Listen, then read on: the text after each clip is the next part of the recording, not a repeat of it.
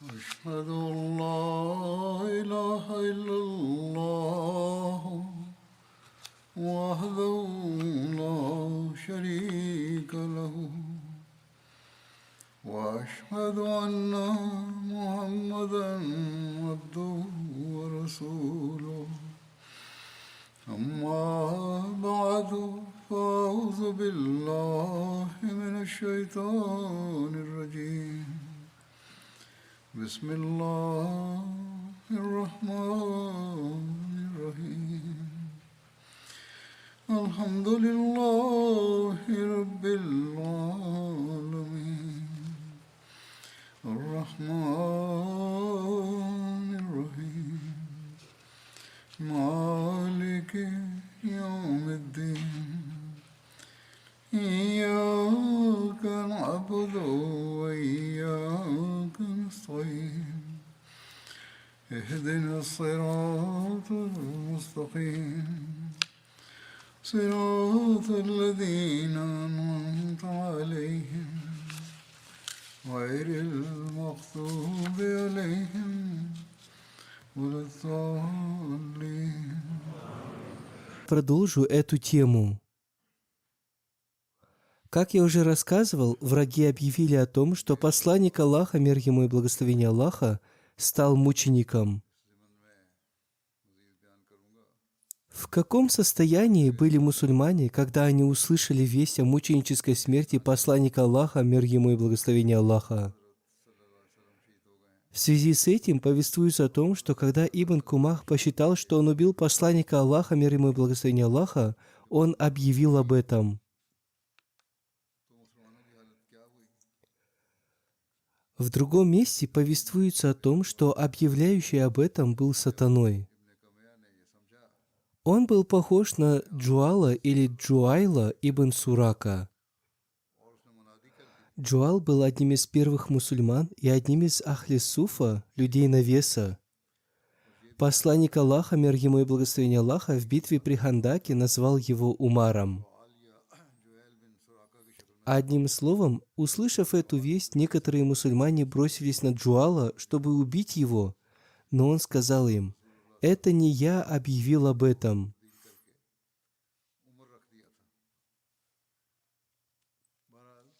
Хубат бин Джубейр и Абу Бурда сказали: «Когда было объявлено об этом, он вместе с нами сражался против врагов». Еще в одном месте повествуется о том, что об этом объявил Азабуль Акаба. Он трижды объявил о мученической смерти посланника Аллаха, мир ему и благословение Аллаха. Существуют разные мнения о том, кто объявил об этом. Вполне возможно, что разные люди видели это под разными углами зрения. Кто-то из них утверждает, что об этом объявил Ибн Кумах Иблис. Другие утверждают, что это был Азабуль Акаба. Однако, кем бы ни был этот человек, он был человеком сатанинской натуры. Услышав эту весть, некоторые мусульмане сказали: «Теперь возвращайтесь к своему народу, и они дадут вам убежище». Однако другие сказали: «Разве вы не будете сражаться ради религии и послания своего пророка Мухаммада, мир ему и благословение Аллаха, после того, как он принял мученическую смерть, до тех пор, пока вы не вернетесь к своему владыке, приняв мученическую смерть?» Хазрат Сабит бин Дахда, обращаясь к ансарам, сказал: «О люди из числа ансаров! Если Мухаммад стал мучеником, Всевышний Аллах жив, и он не может умереть. Сражайтесь ради своей религии, и Всевышний Аллах одарит вас победой и успехом». Услышав это, группа этих ансаров вместе с Хазратом Сабитом напала на группу многобожников, среди которых были Халид бин Валид, Икрама бин Абу Джахл, Амар бин Аас, Зарар бин Хитаб. Халид бин Валид, увидев нападение маленькой группы мусульман, жестко ответил им. В итоге были убиты Хазрат Сабит бин Дахда и его сотоварищи из числа ансаров. Хазрат Мирза Башир Ахмад в своей книге «Жизнеописание печати пророков», описывая это состояние мусульман, написал следующее.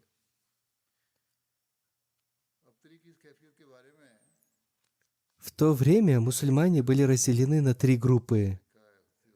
Одна группа состояла из тех, кто бежал с поля битвы, услышав новость о том, что посланник Аллаха, мир ему и благословение Аллаха, принял мученическую смерть. Но эта группа была самой маленькой из всех, и в нее также входил Хазрат Усман бин Аффан. Однако, как упоминается в Священном Коране, принимая во внимание особые обстоятельства того времени, а также сердечную веру и искренность этих людей, Всевышний Аллах простил их. Некоторые из этих людей даже добрались до Медины, и таким образом весть о так называемой мученической смерти посланника Аллаха и поражении мусульманской армии достигла и Медины. В Медине разразился плач, и все мусульмане, и мужчины, и женщины, и молодые, и старые, вышли из города в состоянии безмерного смятения и направились в сторону Ухуда. Некоторые поспешили на поле битвы и ворвались во вражеские ряды во имя Аллаха. Вторая группа состояла из таких людей, которые не бежали, но, услышав новость о мученической смерти посланника Аллаха, либо потеряли решимость, либо почувствовали, что теперь сражаться бесполезно.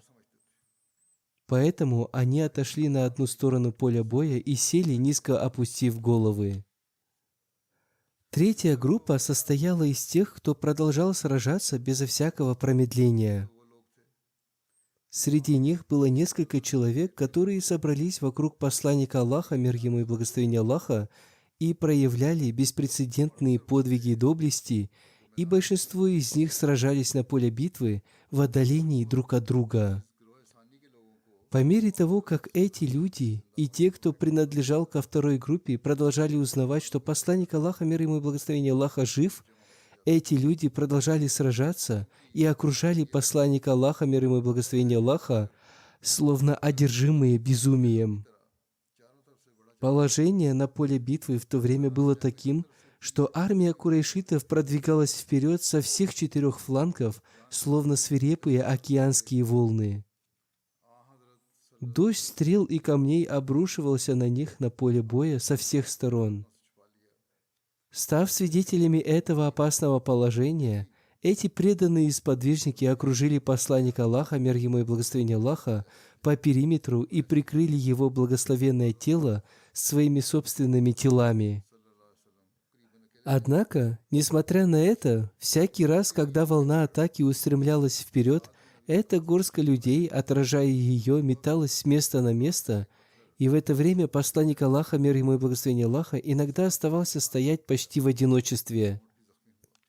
В один из таких моментов камень, брошенный Утба бин Аби Вакасом, идолопоклонником, братом Саада бин Аби Вакаса, попал в благословенное лицо посланника Аллаха и сломал ему зуб, а также поранил губу.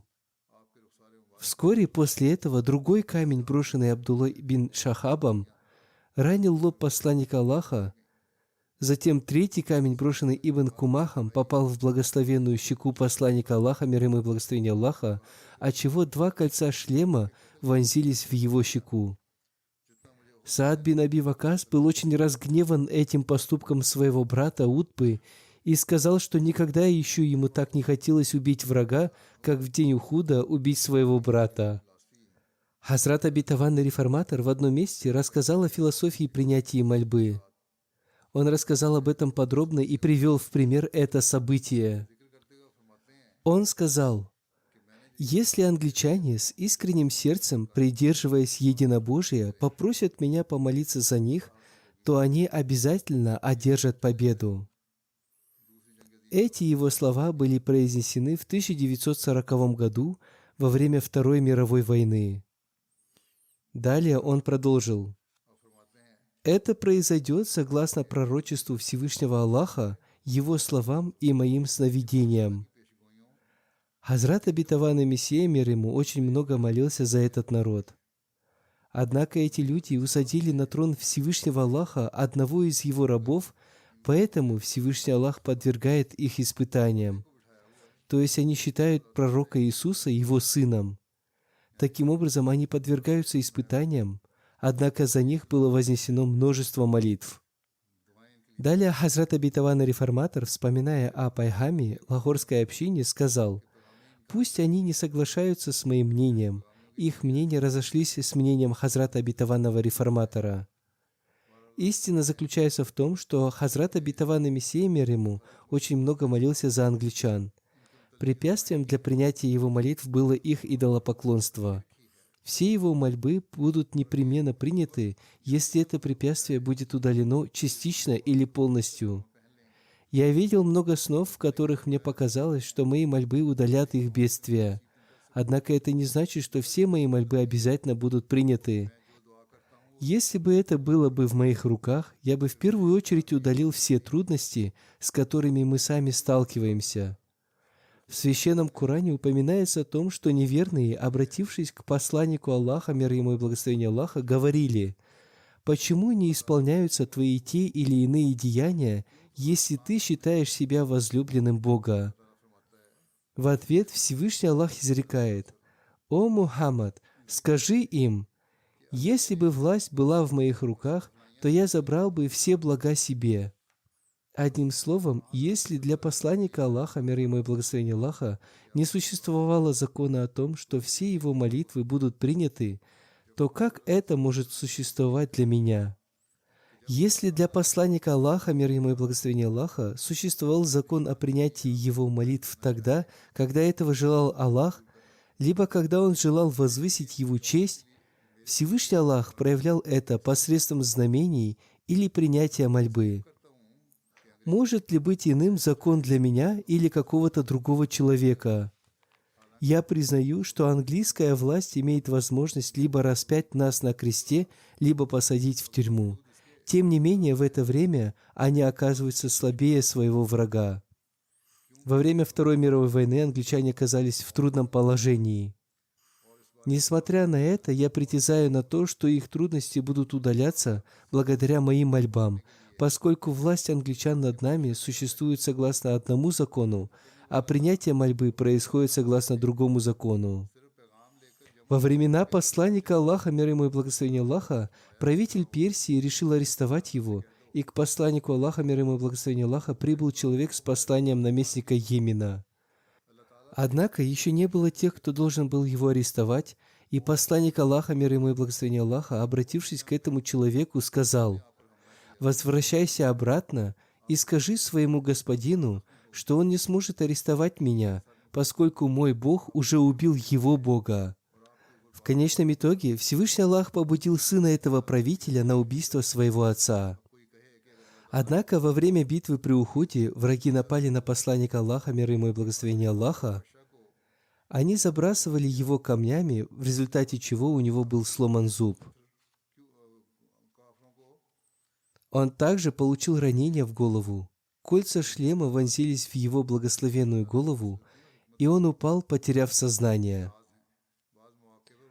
Поверх него падали сраженные сподвижники, и тогда его сподвижники даже подумали, что он стал мучеником. Теперь кто-нибудь может выдвинуть возражение, почему он позволил неверным бросать в него камни, если Всевышний Аллах ради возвышения его чести уничтожил правителя Персии, находящегося далеко от него? Это неверное возражение. Для таких случаев существует мудрость и благоразумие Всевышнего Аллаха, и это является тайной. Иногда Всевышний Аллах подвергает наказанию даже за незначительный поступок. Иногда, согласно своей мудрости, Всевышний Аллах дает отсрочку, чтобы выявить беспомощность и некомпетентность человека. Повествуется, что после слуха о мученической смерти посланника Аллаха, мир ему и благословение Аллаха, сподвижники увидели его живым. В этой связи повествуется о том, что Хазрат Абу Убайда был самым первым, кто узнал о том, что посланник Аллаха, мир ему и благословение Аллаха, был жив и здоров. Он повествует: «Я узнал посланника Аллаха, мир ему и благословение Аллаха, по его глазам, которые были яркими и сияли из-под его шлема. Его глаза показались мне яркими и сияющими. Я сразу понял, что посланник Аллаха, мир ему и благословение Аллаха, жив. И как только я узнал о том, что он жив, я громким голосом сказал: «О мусульмане, радуйтесь, посланник Аллаха жив!» Однако посланник Аллаха, мир ему и благословение Аллаха, жестами дал понять мне, чтобы я молчал об этом. Согласно другой версии, это был другой сподвижник. Один из биографов написал: когда посланник Аллаха, мир ему и благословение Аллаха, упал в яму, все его тело было в крови. Его узнал Хазрат Кааб бин Малик по его глазам, сияющим из-под шлема. Увидев его, он от радости громко сказал: «О мусульмане, радуйтесь! Посланник Аллаха жив!» Однако посланник Аллаха, мир ему и благословение Аллаха, жестами дал ему понять, чтобы он молчал об этом. Тем не менее, все мусульмане, узнав об этом, побежали в его сторону. Среди них были Хазрат Абу Бакр Сиддик, Хазрат Умар бин Хаттаб, Хазрат Али бин Абу Талиб, Хазрат Талха бин Убайдулла, Хазрат Зубайр бин Аввам, Хазрат Харис ибн Сама и другие. После этого посланник Аллаха, мир ему и благословение Аллаха, укрылся вместе с этими сподвижниками в одном из горных перевалов. Когда они направлялись туда, противники напали на них, но они отразили это нападение. В некоторых книгах по истории написано, что по причине изменения ситуации положение там становилось критически опасным. Внезапно посланник Аллаха, мир ему и благословение Аллаха, вышел вместе с Хазратом Саадом бин Муазом и Саадом бин Убадой. Сподвижники сказали, что они узнали его по походке. По их словам, в тот момент они испытывали неограниченную радость. Им показалось, что они не терпели поражения, и им не был нанесен какой-то существенный ущерб. Когда мусульмане узнали его, они окружили его подобно мотылькам. Посланник Аллаха, мир ему и благословение Аллаха, вместе с ними отправился к горному перевалу. В это время вместе с ним были Хазрат Абу Бакр, Хазрат Умар, Хазрат Али, Хазрат Зубайр и Хазрат Харис бин Сама. Хазрат обетованный реформатор в одном месте сказал: «Эта атака неверных была неожиданной для мусульман. Они были сильно встревожены и, будучи рассеянными, не могли отражать атаки врагов. Поле битвы в тот момент было полностью захвачено неверными. Некоторые из подвижников в смятении и тревоге побежали в сторону Медины. Даже был такой момент, когда возле посланника Аллаха, мир ему и благословение Аллаха, оставалось только 12 сподвижников и даже только 3 сподвижника. Неверные выпускали стрелы именно в посланника Аллаха, мир ему и благословение Аллаха. Но несмотря на такую опасную ситуацию, посланник Аллаха, мир ему и благословение Аллаха, не двигался со своего места и сражался с противником. Наконец, все противники, как один, одновременно напали на него. Те, кто был вокруг него, не могли отразить эту атаку. Таким образом, посланник Аллаха, мир ему и благословение Аллаха, будучи раненым, упал в яму. Сподвижники, которые защищали его, приняли мученическую смерть и упали поверх него. Так, на некоторое время посланник Аллаха, мир ему и благословение Аллаха, исчез с поля зрения сподвижников и был распространен слух о его мученической смерти. Эта весть еще больше встревожила сподвижников, и их оставшаяся храбрость ослабла еще больше. Сподвижники, которые были еще живы, подняли его из ямы, сняв с него других мучеников, которые пали, стоя вокруг него с целью его защиты. Рассказывается, что когда посланник Аллаха, мир ему и благословение Аллаха, выйдя из окружения многобожников, вместе со своими сподвижниками направлялись в сторону горного перевала, к ним навстречу верхом на черно-белом коне выехал Усман бин Абдулла ибн Мугира. Он был полностью облачен в кольчугу. Он направился в сторону горного перевала, туда же, куда направился посланник Аллаха, мир ему и благословение Аллаха. При этом он громко говорил: «В живых останется либо он, либо я».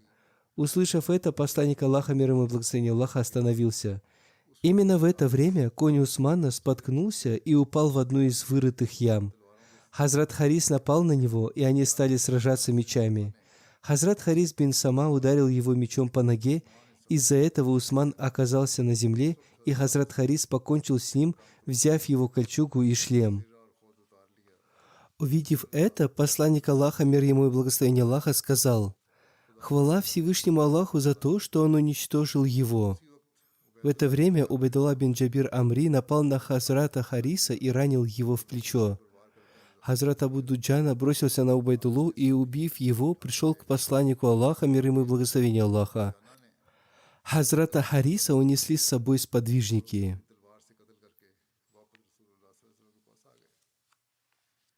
Также упоминается о нападении на посланника Аллаха, мир ему и благословение Аллаха, одного из вождей Мекки, Убая ибн Халфы.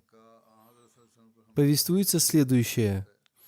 Когда посланник Аллаха, мир ему и благословение Аллаха, направился в сторону горного перевала, ему навстречу вышел Убай ибн Халфа, который после битвы при Бадре был освобожден из плена за выкуп.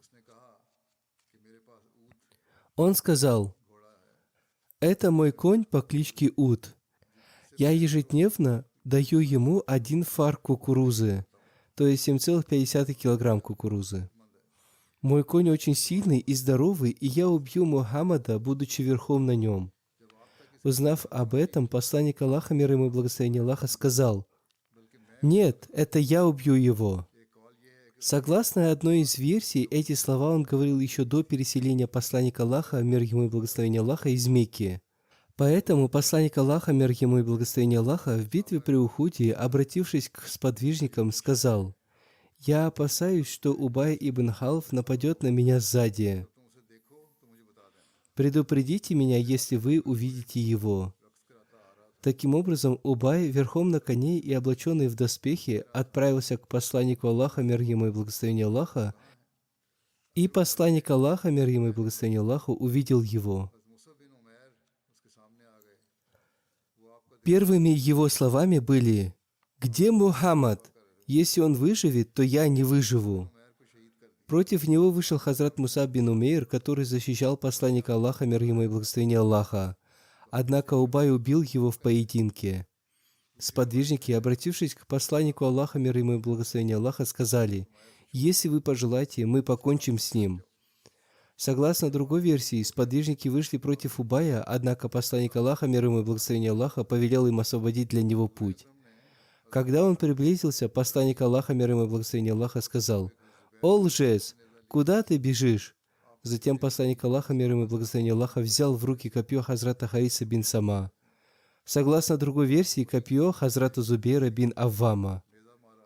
Посланник Аллаха, мир ему и благословение Аллаха, вздрогнул, и сподвижники разлетелись от него, как мухи разлетаются со спины верблюда, когда он вздрагивает. Посланник Аллаха, мир ему и благословение Аллаха, метнул копье прямо ему в шею, либо в обнаженное место между шлемом и кольчугой. По причине этого он упал с коня и стал мычать, как бык. Он получил незначительную рану в шею, и у него началось кровотечение. Согласно другой версии, у него была сломана грудная клетка, и он, вернувшись к своим, сказал: «Клянусь Богом, Мухаммад убил меня».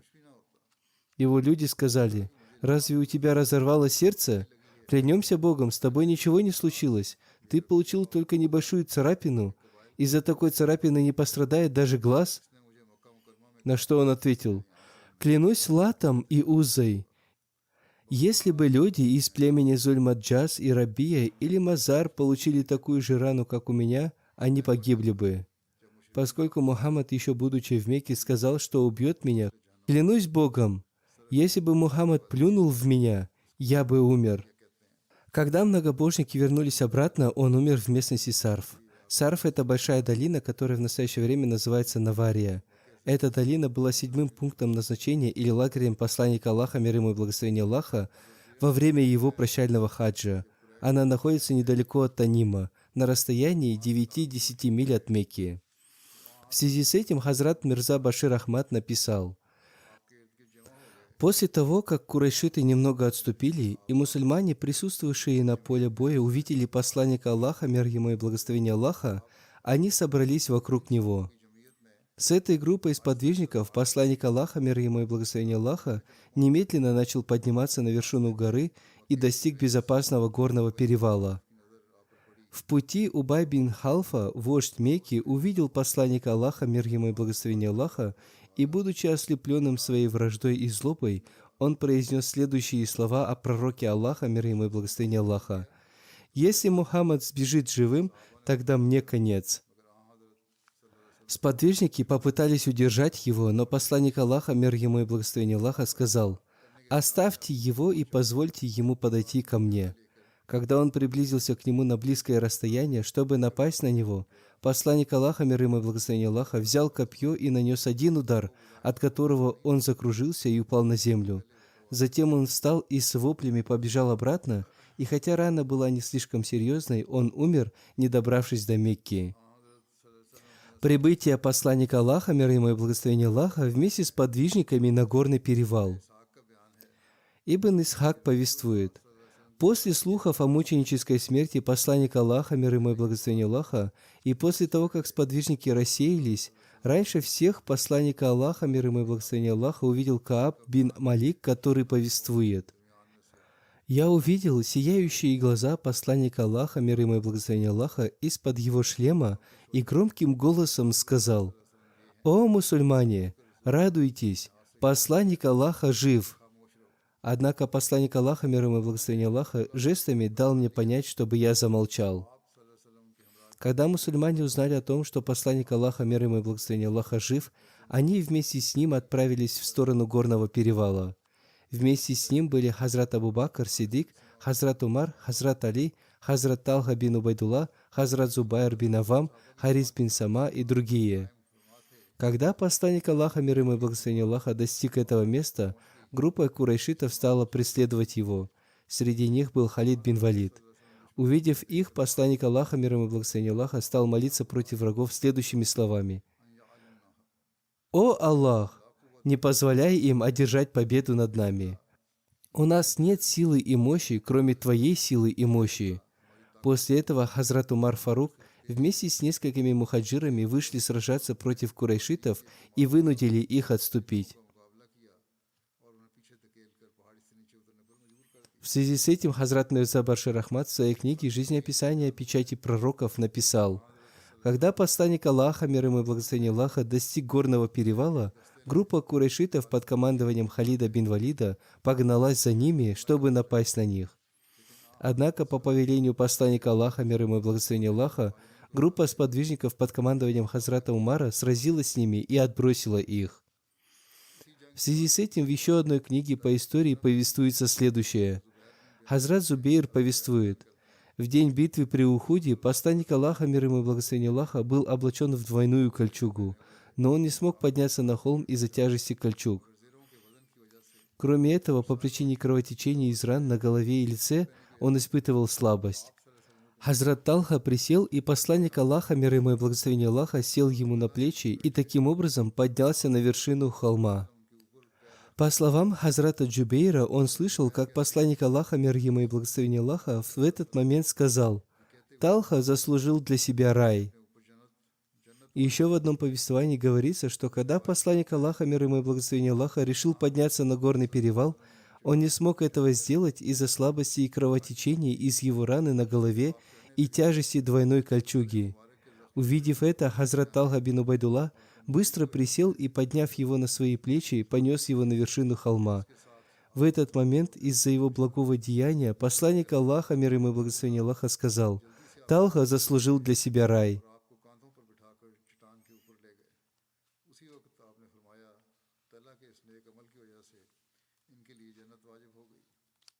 Как я уже говорил, у посланника Аллаха, мир ему и благословение Аллаха, был сломан его благословенный зуб. Хазрат Айша, да будет доволен ею Аллах, повествует, как ей рассказал об этом Хазрат Абу Бакр, да будет доволен им Аллах. Он повествует: «Это был день Хазрата Талхи. В битве при Ухуде я был из тех, кто вернулся к посланнику Аллаха, мир ему и благословение Аллаха. Я видел, как один человек сражался, защищая посланника Аллаха, мир ему и благословение Аллаха. Про себя я сказал: пусть этим человеком окажется Талха». То есть Хазрат Абу Бакр думал о том, что если он не смог это сделать, то в его сердце горело желание, чтобы этот человек был из его народа. Между мной и посланником Аллаха, мир ему и благословение Аллаха, стоял человек, которого я не смог узнать, хотя я был более близок к посланнику Аллаха, мир ему и благословение Аллаха, чем он. Он быстрее меня добрался до посланника Аллаха, мир ему и благословение Аллаха. Когда я пришел туда, я увидел, что этим человеком был Абу Убайда ибн Аль-Джарах. Когда я пришел к посланнику Аллаха, мир ему и благословение Аллаха, Я увидел, что у него был сломан нижний средний зуб. Его лицо также было повреждено. В его щеки вонзились кольца его шлема. Рядом с ним были Хазрат Талха и Абу Убайда бин Джаррах. Обращаясь к нам, посланник Аллаха, мир ему и благословение Аллаха, сказал: «Помогите своему другу». Он имел в виду Хазрата Талху, поскольку он получил множество ранений, защищая посланника Аллаха, мир ему и благословение Аллаха, и раны на его теле кровоточили. Посланник Аллаха, мир ему и благословение Аллаха, сказал: «Позаботьтесь о Талхе вместо меня». Но мы бросились помогать не Талхе, а посланнику Аллаха, мир ему и благословение Аллаха, и попытались вытащить из его благословенного лица кольца шлема. Хазрат Абу Убайда, обращаясь ко мне, сказал: «Заклинаю тебя Аллахом, оставь это для меня». И я оставил это ему. Хазрат Абу Убайда не хотел, чтобы кольца вытаскивали из лица посланника Аллаха, мир ему и благословение Аллаха, руками, чтобы он не почувствовал при этом боли. И он вытащил одно кольцо своими зубами. При этом был сломан один передний зуб Хазрата Абу Убайды. Затем я хотел вытащить другое кольцо и хотел сделать это так же, как это сделал он, но Абу Убайда снова сказал: «Заклинаю тебя Аллахом, оставь мне это». И он вытащил это кольцо так же, как в первый раз. На этот раз сломался второй зуб Хазрата Абу Убайды. И Хазрат Абу Убайда был самым красивым из тех, у кого не было передних зубов. После оказания помощи посланнику Аллаха, мир ему и благословение Аллаха, мы обратились за помощью к Хазрату Талхе. Он лежал в одной из ям, и на его теле было как минимум 70 ран от мечей и стрел. У него также был отрублен один палец, и мы перевязали его раны. Также повествуется о том, что эти кольца вытаскивал не Хазрат Абу Убайда, а Хазрат Укба бин Вахба и Хазрат Абу Бакр. Однако я считаю, что первое повествование более достоверно.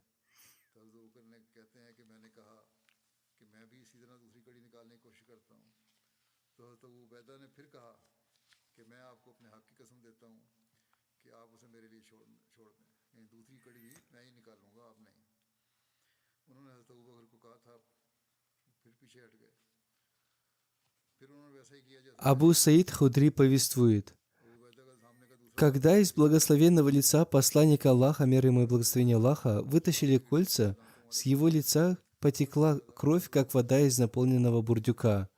Увидев это, Малик бин Санан стал высасывать его кровь.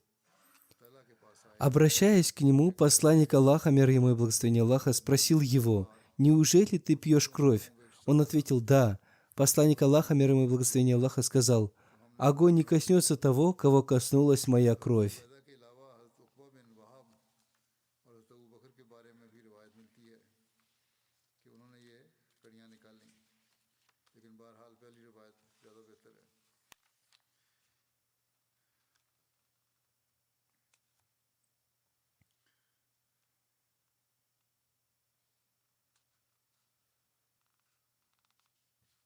Это повествование взято из книги Субуль Худа вар Ришад.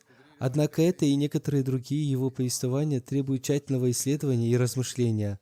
Аллах знает лучше, насколько это повествование верно, поскольку если стараться останавливать кровотечение, высасывая кровь из раны, то вместо того, чтобы остановить кровь, она потечет еще больше, и человек подвергнется еще большей слабости.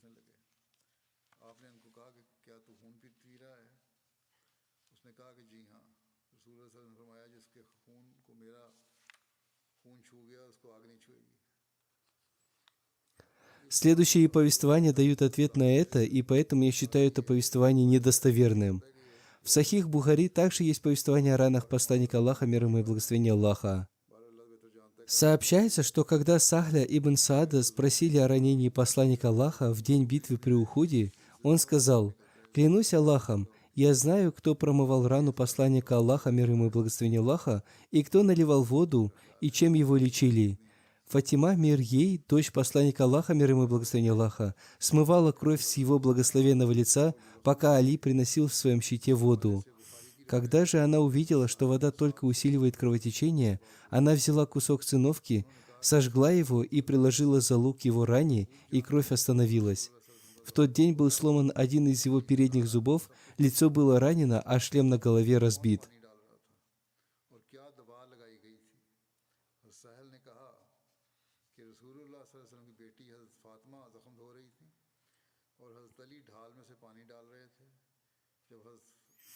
В этом повествовании говорится только об остановке кровотечения и омывании ран водой. Здесь не говорится о высасывании крови. Я считаю, что это повествование из Сахих Бухари более достоверно. Еще в одном месте повествуется, когда посланник Аллаха, мир ему и благословение Аллаха, достиг края горного перевала, Хазрат Али принес ему воду из мираса на своем щите. Мирас — это маленькие ямы на горе Ухуд, в которых собирается дождевая вода. Эти ямы называются мирас. Это то место, рядом с которым был убит Хазрат Хамза. Хазрат Али принес посланнику Аллаха, мир ему и благословение Аллаха, воду для питья, но он не стал ее пить из-за ее зловония. Он смыл ею кровь и полил ее себе на голову. После этого он сказал: «Пусть Всевышний Аллах разгневается на того, кто повредил лицо его посланника». Еще в одном месте повествуется, Хазрат Маслима пошел просить воды у женщин, поскольку посланник Аллаха, мир ему и благословение Аллаха, испытывал в то время очень сильную жажду, но у них не оказалось воды, и тогда он пошел к роднику и принес оттуда пресную сладкую воду. Испив ее, посланник Аллаха, мир ему и благословение Аллаха, помолился о даровании блага Маслиме.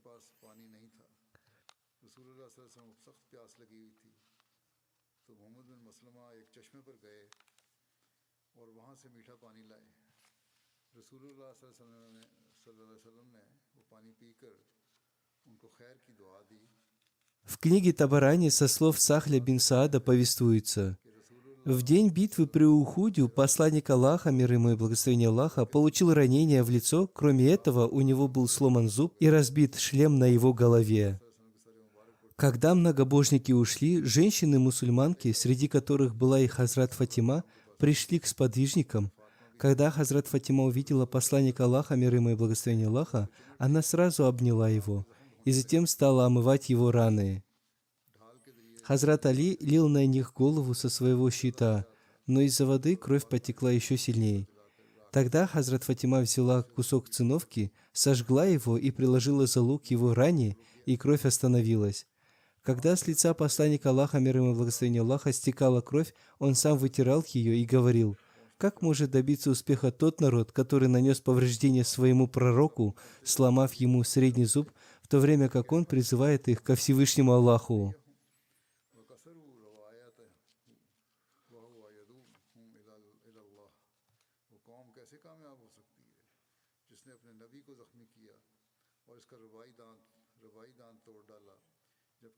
Иншаллах, в следующий раз я продолжу повествование об этом. Я еще раз призываю вас к мольбе за палестинцев.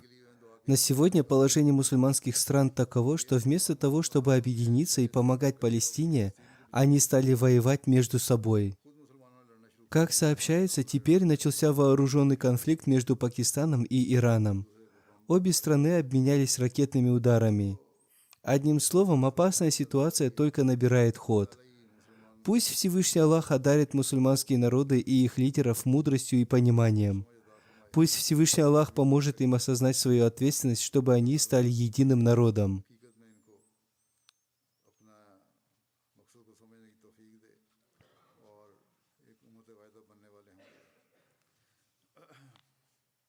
После пятничной молитвы я совершу 2 погребальные молитвы Джаназа Гайб в отсутствии покойных. Первый покойный — Саид Маулюд Ахмад Сахиб ибн Саид Дауд Музафар Шах Сахиб. Он умер несколько дней назад в возрасте 76 лет. Инна лиляхи ва инна иляхи раджиун. Он был внуком по материнской линии Хазрата Обетованного Реформатора и Саиды Уми Тахир Сахибы. Он был сыном Сахибзады Аматуль Хаким Сахибы и Саида Дауд Музафар Шах Сахиба. Он был моим двоюродным братом по материнской линии и старшим братом моей супруги. По милости Всевышнего Аллаха он был муси. Его дедом был Саид Махмудуллах Шах Сахиб ибн Саид Абдус-Саттар Шах Сахиб. Святость и богобоязненность доктора Хазрата Саида Абдус-Саттар Шах Сахиба была наивысшей степени. Он также обладал высшей степенью смирения, кротости и выполнения своих обязанностей перед Всевышним Аллахом и его рабами. Хазрат Мирза Башир Ахмад повествует о нем следующее. Хазрат Абдус-Саттар Сахиб рассказывал мне об этом лично. Однажды будущий Хазрат, первый халиф обетованного Мессии, сильно заболел. В то время он жил в доме Хазрата обетованного Мессии мир ему. Хазрат обетованный Мессия мир ему от имени Хазрата первого халифа обетованного Мессии пожертвовал коз в качестве милостыни. Доктор Сахиб рассказывал, что в это время он находился рядом с ним ночью и лечил его. Утром пришел Хазрат обетованный Мессия мир ему, чтобы навестить его. Обращаясь к нему, будущий Хазрат первый халиф обетованного Мессии мир ему сказал: «Хузур, доктор Сахиб провел рядом со мной всю ночь и лечил меня». Услышав это, Хазрат обетованный Мессия мир ему очень обрадовался и сказал: «Я тоже завидую ему. Их семья из числа райских семей». Он повторил эти слова несколько раз. Покойный Саид Маулюд Ахмад Сахиб ибн Саид Дауд Музафар Шах Сахиб учился в Рабве. Он окончил школу и двухлетний колледж, степень FSC. Затем он поступил в Лахорский инженерный колледж и получил диплом инженера-механика. После окончания учебы он работал в разных фирмах в Пакистане. В течение нескольких лет он также работал инженером в одной из компаний в Нигерии. По милости Аллаха он прожил очень хорошую жизнь. Его никах, обряд бракосочетания, провел Хазрат третий халиф обетованного Мессии. В своей проповеди Хазрат третий халиф обетованного Мессии сказал, что супружеская связь подобна привитию деревьев, о которых нужно заботиться с самого начала. Хузур сказал: «Иногда я читаю наставления из брачных проповедей предыдущих халифов. Многие люди спрашивают, как они могут сохранить хорошие семейные связи. Они должны держать в поле своего зрения эти наставления. Они очень короткие, поэтому иногда я обращаюсь к ним во время церемоний бракосочетания в проповедях». Одним словом, он сказал: «О супружеских связях нужно заботиться с самого начала. Согласно наставлениям Священного Корана, эта связь должна быть связана нитью правого слова, то есть нитью совершенной и истинной правдивости. И только в этом случае эта связь сохранится. Ответственность за это лежит не только на муже и жене, но и на их семьях, друзьях и их окружении, поскольку много зла возникает по причине подозрения, сплетен, нетерпения и гнева. Правое слово – это прочная нить, удерживающая от всего этого. Пусть Всевышний Аллах благословит обе семьи этой брачной проповедью, которую я произношу сегодня. Пусть это будет благословенно и для общины, и для человечества. Пусть у них родится потомство служителей религии. Я произношу эту брачную проповедь для сына своей младшей сестры Аматуль Хаким и Саида Дауд Музафар Шаха Сахиба, Саида Маулюд Ахмада Сахиба и Любны Шахбаз Сахибы, дочери доктора Саида Гуляма Мучтабы Сахиба. Затем относительно доктора Сахиба он сказал: «Доктор Сахиб – один из первых докторов, который, посвятив свою жизнь служению религии, служил в Западной Африке.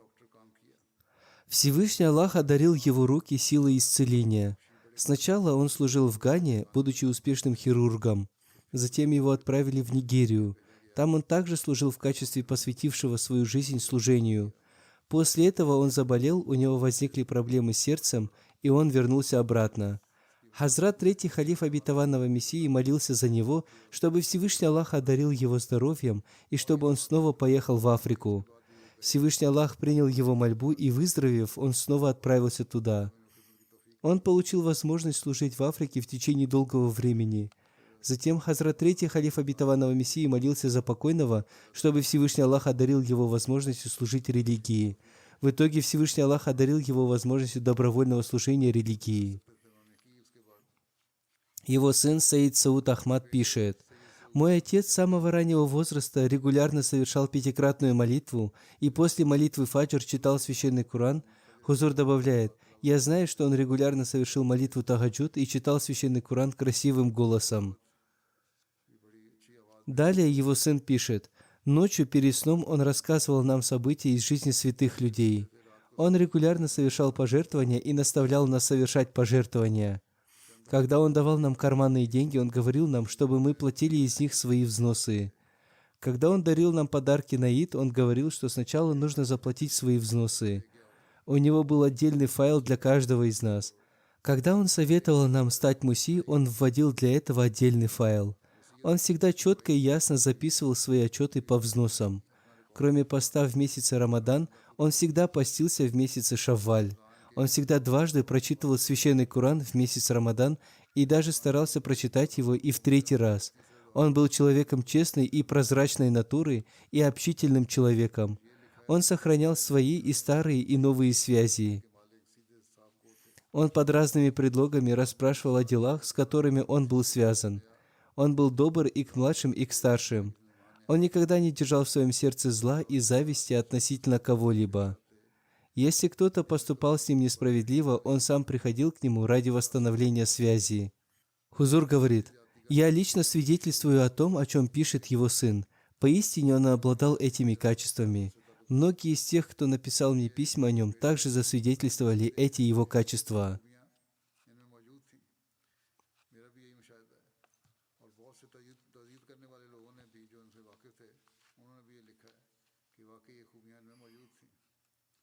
Однажды Хазрат Обетованный Реформатор ездил куда-то и привез ему игрушку в подарок.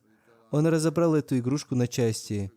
Хазрат Обетованный Реформатор сказал ему: «Я привез тебе подарок, а ты разобрал его на части». Он ответил: «Сейчас я соберу ее снова». И он сделал это на глазах Хазрата Обетованного Реформатора, который после этого, обратившись к его матери, сказал: «Постарайтесь, чтобы он стал инженером». Это желание Хазрата Обетованного Реформатора исполнилось, и он стал очень хорошим инженером.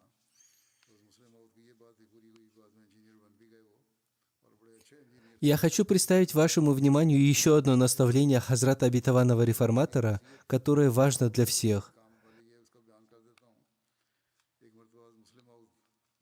Однажды Хазрат Обетованный Реформатор ездил в Синдх с целью проинспектировать состояние своей земли. В эти дни покойный тоже находился там. В один из дней Хазрат Обетованный Реформатор и отец покойного отправились на инспекцию, и он был с ними. Это был сезон урожая манго. Арендатор собрал плоды и сложил их в одном месте. Арендатор по договору должен был отдать часть урожая хозяину. Покойный в те времена был еще ребенком, и он взял одно манго. Хазрат Обетованный Реформатор сказал ему положить его обратно, поскольку оно уже не принадлежит нам. Таким был метод воспитания Хазрата Обетованного Реформатора. Он мог бы сказать, что в этом нет ничего зазорного, поскольку им положена часть урожая, но таким образом он воспитывал своего внука. Его дочь Мария Азиза пишет: «Он всегда читал священный Коран, Рухани Хазаин и Мальфузат». Хузур говорит: «Я точно знаю, что он также очень глубоко изучал Тафсир Кабир, но не говорил об этом. Он не хвастался своими знаниями перед людьми. Однако, если кто-то спрашивал его о чем-то, он сразу же отвечал со ссылкой на источник. Об этом мне написали и другие люди. Когда мы спрашивали у него относительно религиозных и мирских вопросов, он всегда давал нам удовлетворительные ответы.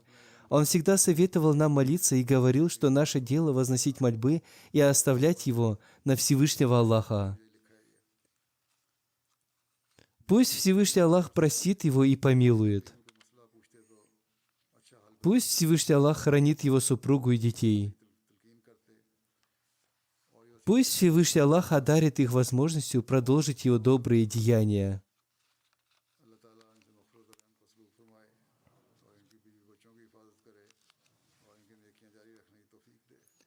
Один из его братьев, Саид, пишет: «Его отличительным качеством было то, что он всегда первым утешал нас и во время радости, и во время печали. Он всегда первым поздравлял нас с чем-либо. Если кто-то болел, он первым навещал его».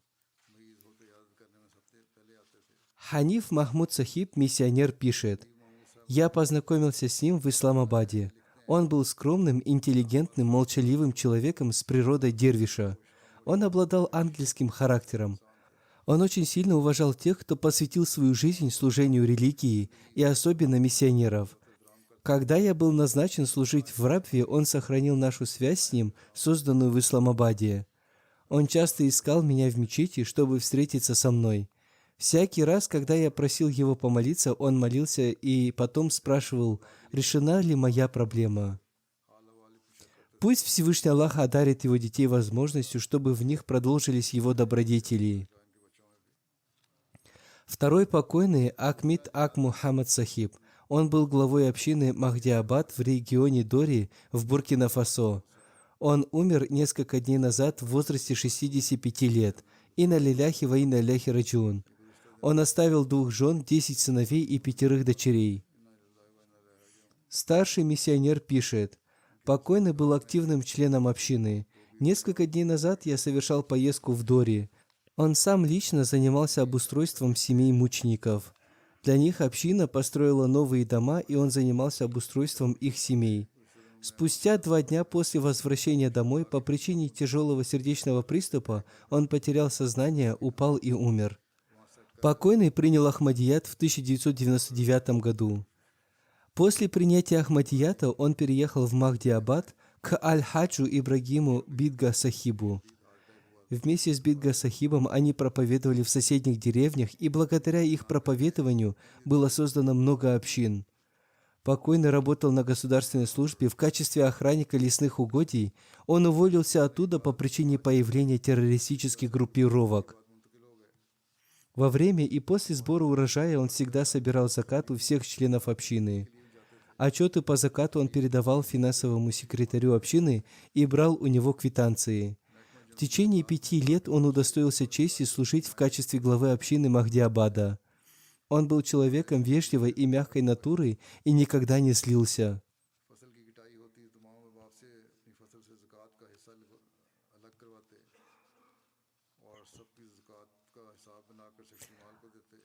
11 января 2023 года, когда террористы совершили террористический акт в мечети Махдиабада, он вернулся домой, совершив молитву Магриб. После этого события среди членов общины воцарился страх и паника, члены общины испытывали нервный шок. В это время он оказывал им большую поддержку. После моего совета переселить членов общины Махдиабада в город Дори, покойный совершил все эти дела с большим самопожертвованием. Он поддерживал всех людей своим духом уверенности и переселил их всех. Он лично организовал их переезд в Дори. Он заботился о семьях мучеников до самой своей смерти. Миссионер общины Дори Рана Фарук Сахиб пишет: «После молитвы Фаджр он каждый день посещал семьи мучеников. Он здоровался с ними и спрашивал их об их нуждах. Если они в чем-то нуждались, он старался сразу решить их проблему». В настоящее время в Дори находится 800 членов разных общин, которые пострадали тем или иным образом. Он заботился о них всех и всегда был готов оказать им свое служение. Он регулярно совершал свои молитвы и полностью следовал системе общины и призывал к этому и других.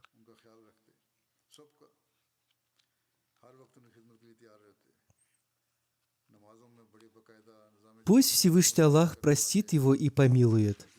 Пусть Всевышний Аллах одарит терпением его родных и близких, и пусть в них продолжатся его добродетели.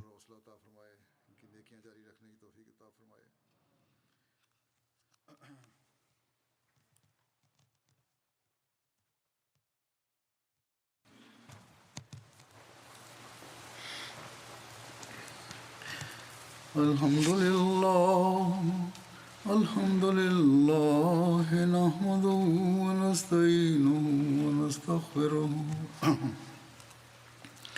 ونؤمن به ونتوكل عليه ونعوذ بالله من شرور أنفسنا ومن سيئات أعمالنا من يهده الله فلا مضل له ومن يضلل فلا هادي له ونشهد أن لا إله إلا الله ونشهد أن محمدا عبده ورسوله عباد الله رحمكم الله إن الله يأمر بالعدل والإحسان وإيتاء ذي القربى وينهى عن الفحشاء والمنكر والبغي